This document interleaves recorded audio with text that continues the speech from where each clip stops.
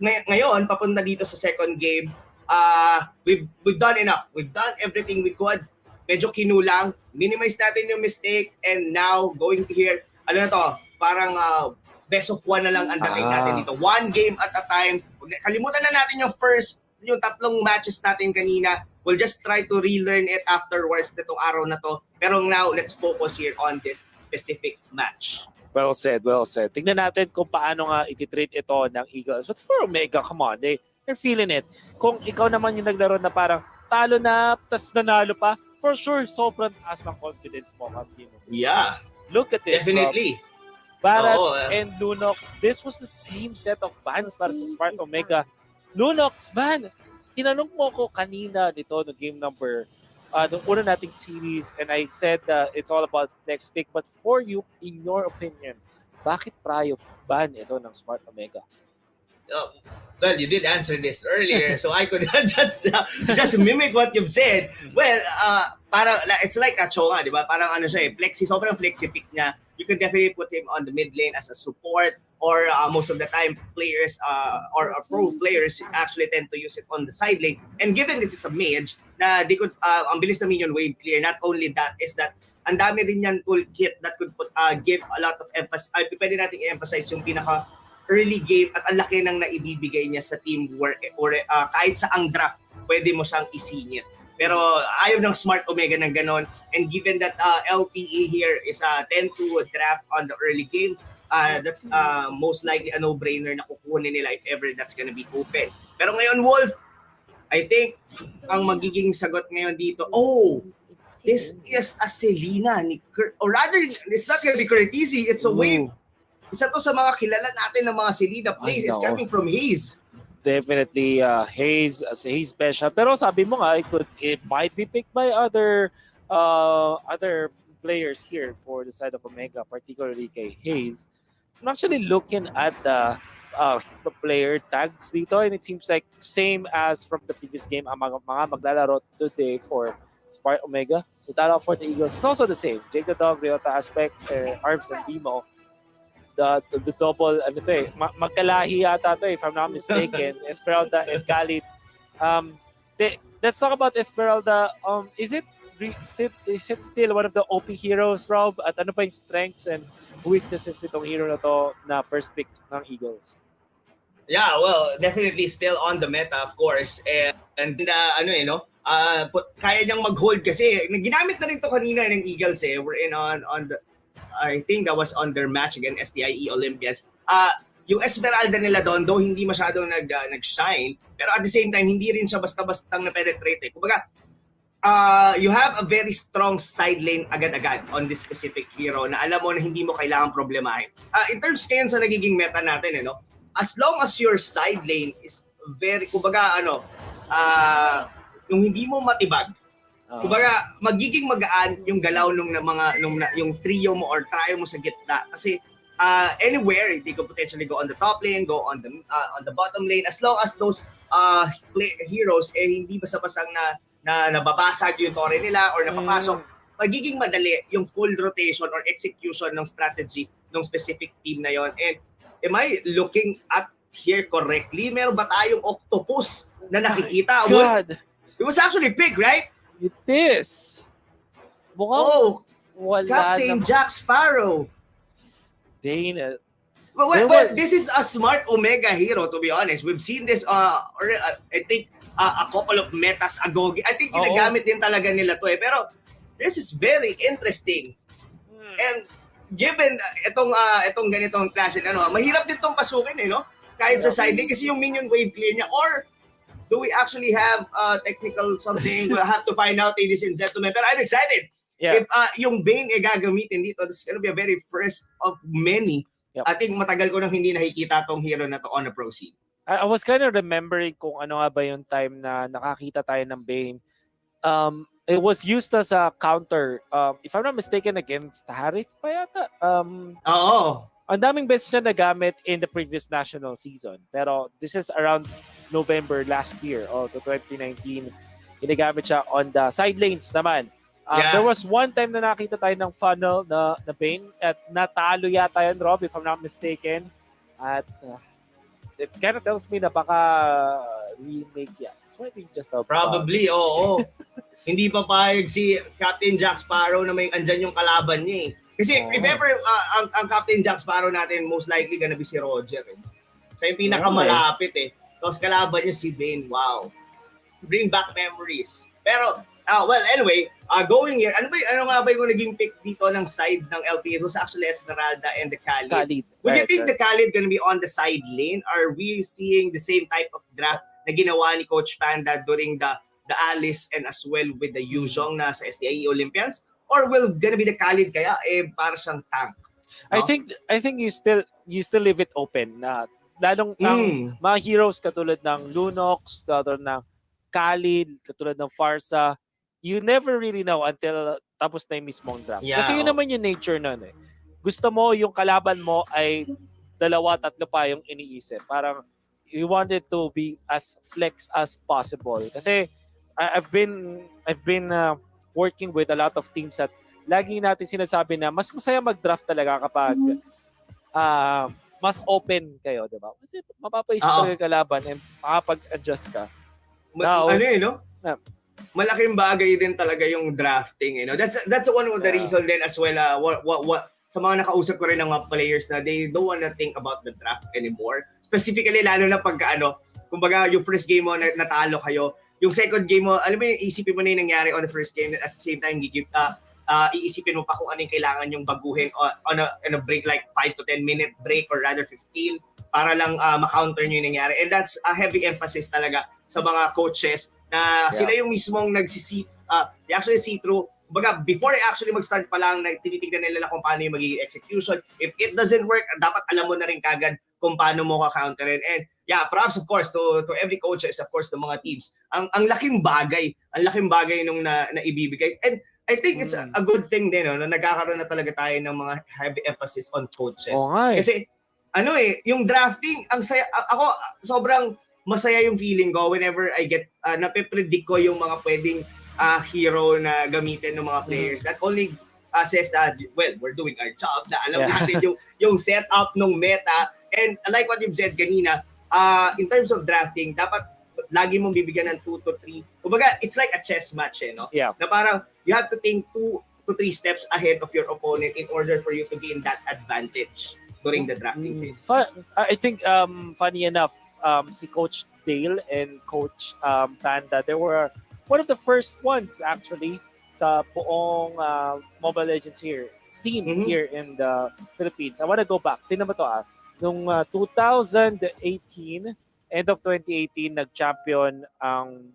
sorry, it was last year actually. 2019, nag-champion ang team called Archangel under the supervision of Coach Panda. And nung season na yon, Rob, may story talaga eh. Meron siyang isang papel na pinrepare niya against a specific team. Meron silang 51 draft 51 draft patterns. Ganon karami kasi niya eh. Para sa lahat ng hero. Well, those were the heroes coming from the meta itself. Kumbaga, parang sinasabi mo sa akin, Wolf, na pagka binan yung Lunox, binan yung Yuzhong, binan yung Benedetta, ganito yung magiging style ng mga heroes yan. Exactly. 51 na ganun ka in-depth si Panda noong time na yun. And then, obviously, Coach Dale coaching for the longest time itong Omega squad na to. They haven't been champions, pero Rob, last year sa Southeast Asian Games, it was actually Coach Dale na specifically nag-draft sa championship run ng team. Di ba sila pa yung magkasama? Actually, I agree. Magkasama nga pala sila on the Seaball team. And our gold medalists, of course, both coaches. And it's funny. It's fun to see na they're gonna going against toe-to-toe ngayon dito on the Nationals World. Yeah, man. A lot of things na gusto parating pag-usapan, and we really would love to see the game itself. Pero mukhang kailangan muna natin mag-take ng maikling break. When we come back, guys, it's definitely game number 2 of this best of 3 series. Don't go away because the Nationals will be back.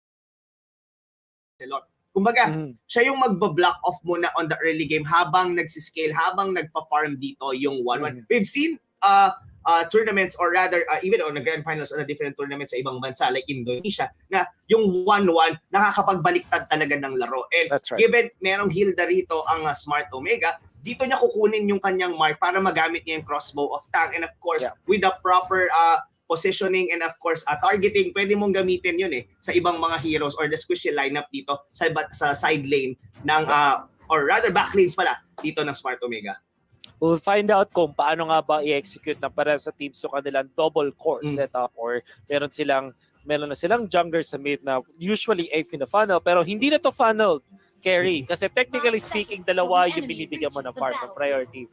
We'll find out how both teams will utilize this as a very exciting game 2 of best of 3 series between SMO and LPE is about to commence. This tournament is under the supervision and the regulation of the Games and Amusements Board.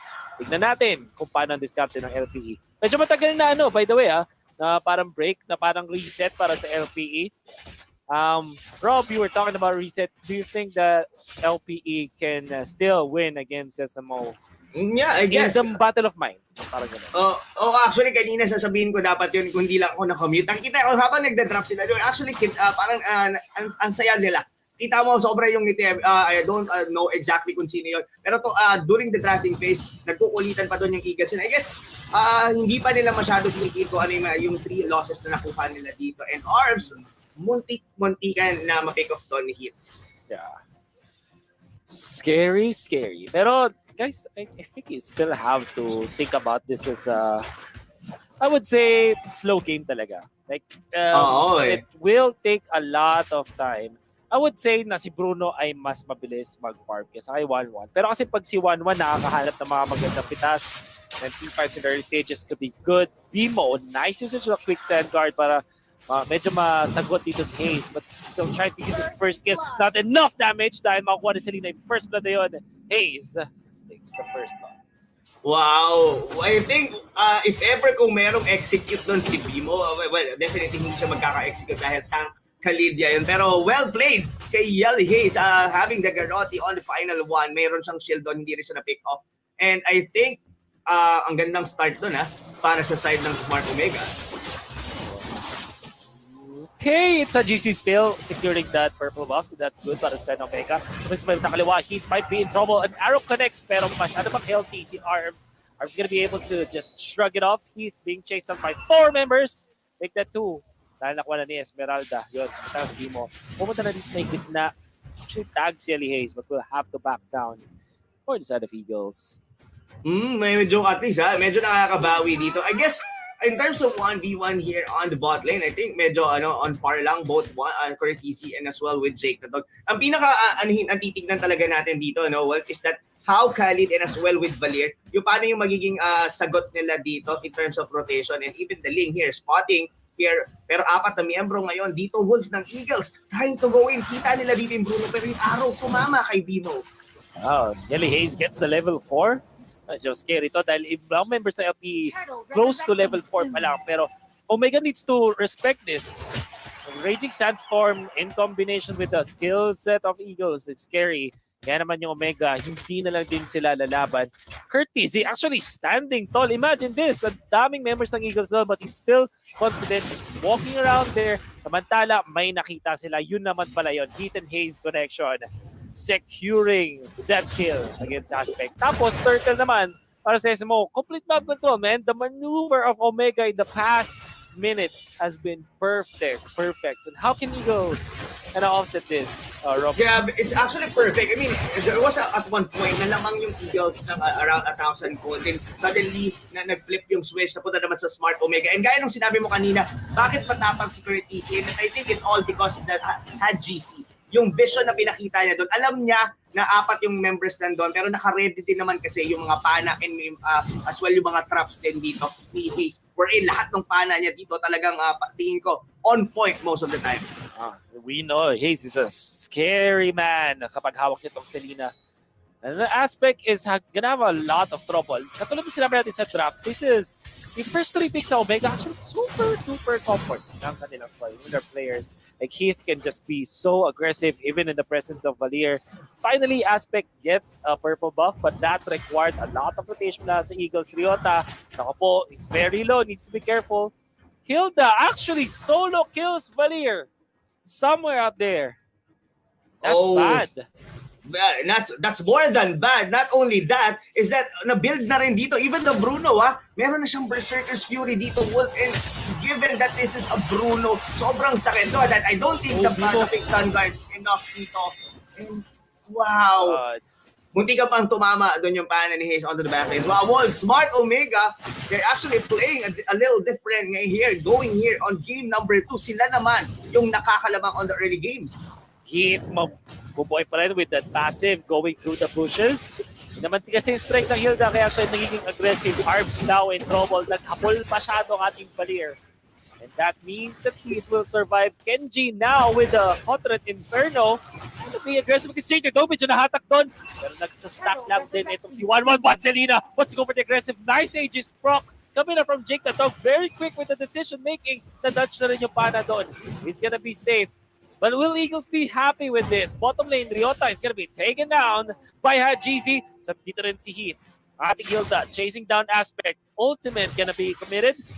And he's still chasing. Talagang ginugulo lang niya. Eping dahilan kung bakit first pick or first ban dapat ang Hilda is very confident with it. Nice usage of his Horn Rose. Hindi lang siya nag-deal ng damage na dodge din niya yung arrow doon. Nice one from Aspect. There you go. Let's see how they can recuperate from this deficit in the early stages. Oo, pero kung isipin mo, no, with all the outer turrets here, both of the teams still buhay pa rin naman regardless. And even with the kill na medyo malaki, like 5 kills ang lamang dito ng Omega, it's only 2,000 or rather less than 2,000 ang lamang in terms of the gold. Pero ngayon, ito, unti-unti nang lumalamang dito ang Smart Omega. They got the turtle, they probably gonna get a lot more deep sa may top lane. Very nice find by Eagles as they take down Kenji. Heath will not be able to defend this kasi wala naman siya gano'ng kataas sa wave clear. So ang Omega siguro pwede nilang gawin is just to pressure other parts of the map, which in this case is the mid lane. Heath actually stays here. Yelly Hayes connects the arrow. Pero nakuha pa lang isang kill. Lancelot goes down. Demoy Combo pero may quick sand guard for the defense. Kumata po na dito. Para may likuran. Going for the cleanup. Episode plays committed. Connecting on the two. Double kill. Definitely para Hajizi. Mukhang tatatlo pa yata. Jake the Dog is here. Pero medyo threatened ang si Hajizi. Not gonna let 1-1 activate the ultimate, but instead, Yelly Hayes. Isang panggula doon sa ating 1-1. All of a sudden, 4 down the side of Eagles. Curtisi even might go for the wipeout. There he goes. Curtisi. Oh, gets away with the flicker as well. Oh my!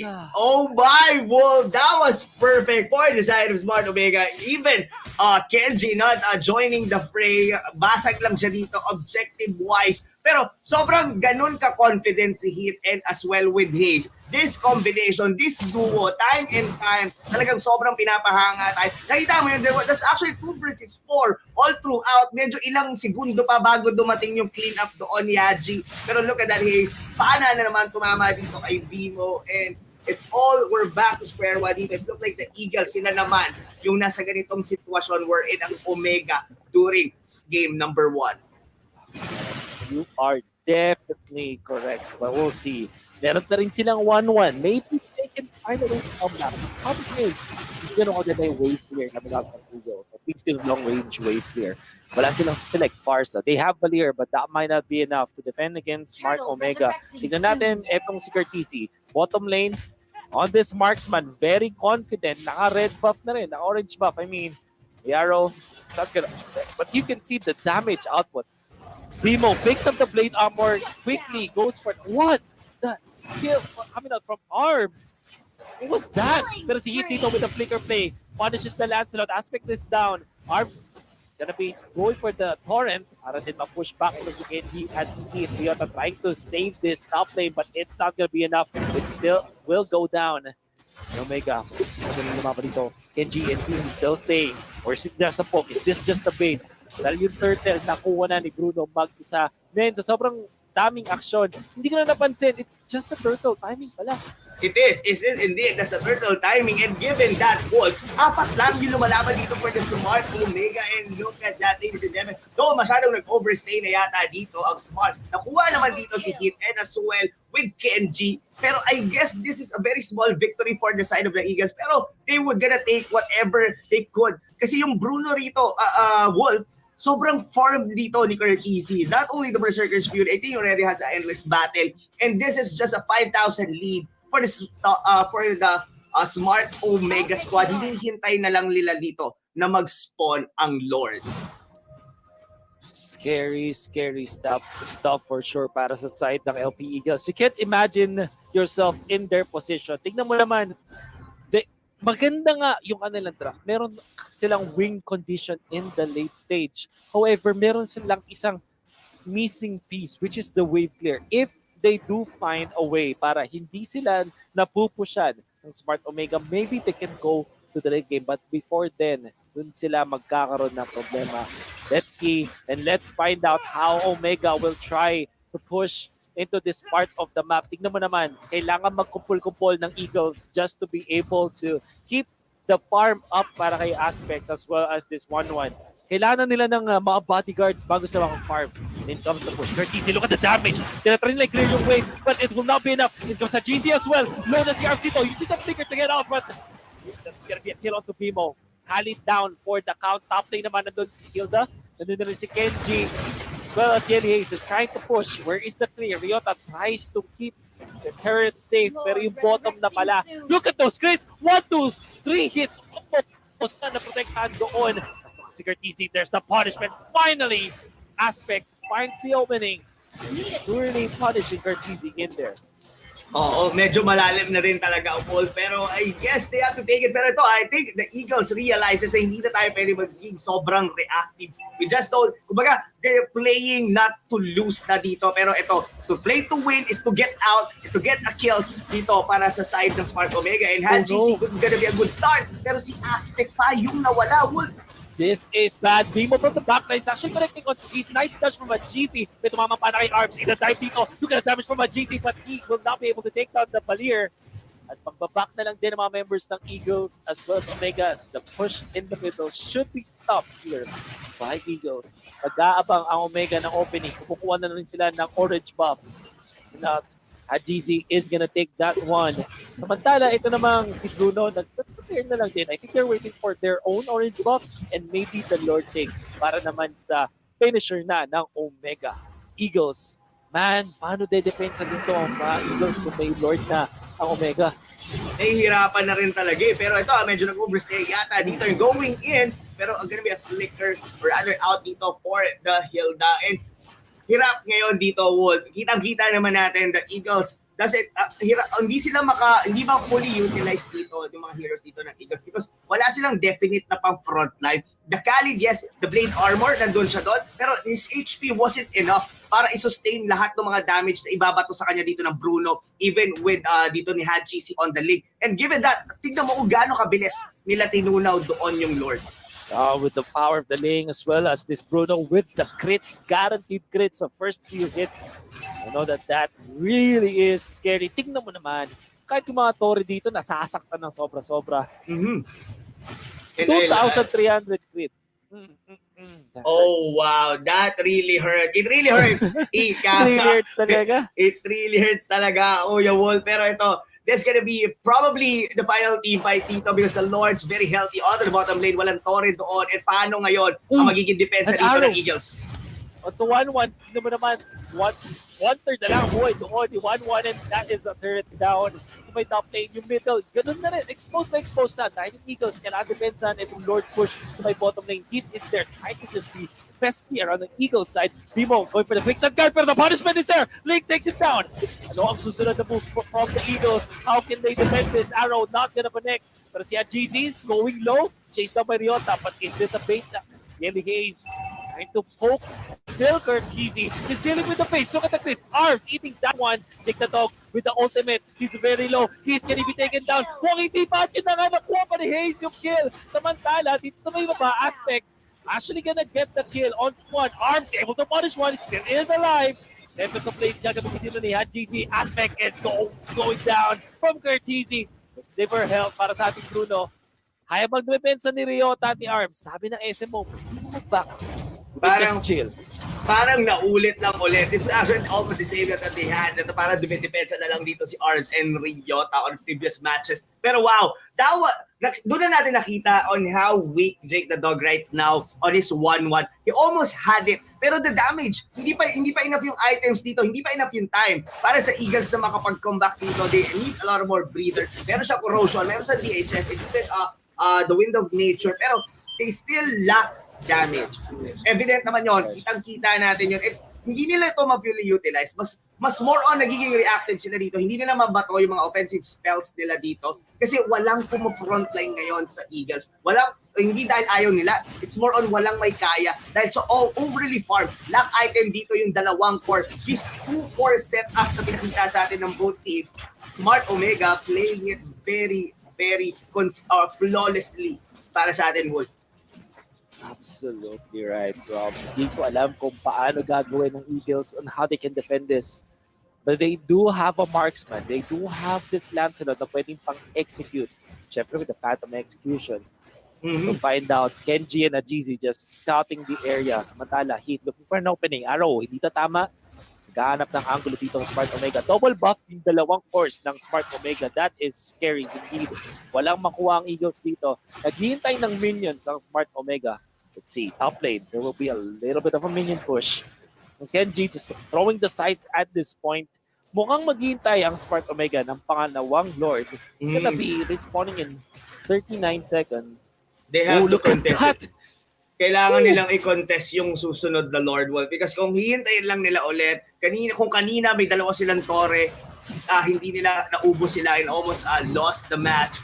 The second, the next 20 seconds, kailangan maging composed dito ng Eagles. They have to contest definitely itong susunod na Lord. Ang problema lang is, there is this lane na pwedeng mag-side lane pushes, even the Bruno. Kasi ang mahirap sa ganitong setup, Wolf, no?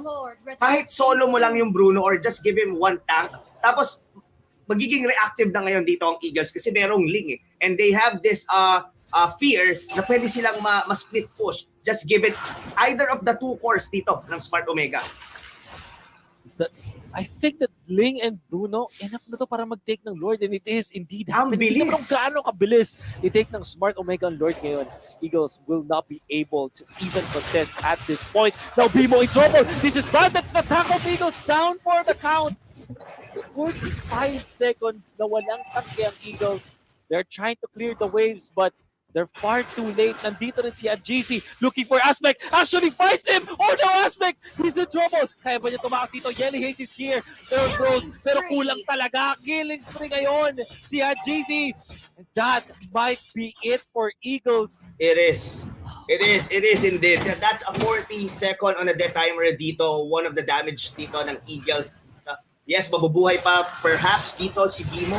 Pero paano magiging depensa nila dito? Even Jake the Dog is a global. Pops the ages just in time na para sila si Bruno dahil doon sa mag-extend ng Smart Omega. Ryota is trouble. Gets away. Tempest of Blades. Naapat na nga doon. CS without that. Jake the Dog. Pop field to it. At least down for the count. But the base. It's a shambles. Eagles will lose this game. Smart Omega takes the 2-0. Oh my! Smart Omega coming back, bouncing back dito sa laban nila against LPE. And of course, that's very unfortunate for LPE losing those two series that they had during the day. But of course, Smart Omega showing us a hit coming back on the tank roll. Nakita na naman natin, once again, nakita na naman natin yung Selena ni Hayes na wala pa din kakupas-kupas. And of course, Curtizi going back on the sideline, or rather siya naman yung naging marksman nila with the absence of Toshi. Almost the same in terms of execution and performance as well. And here is the post game. Look at that. This is a 10 to 12,000 lead from the side of Smart Omega, and how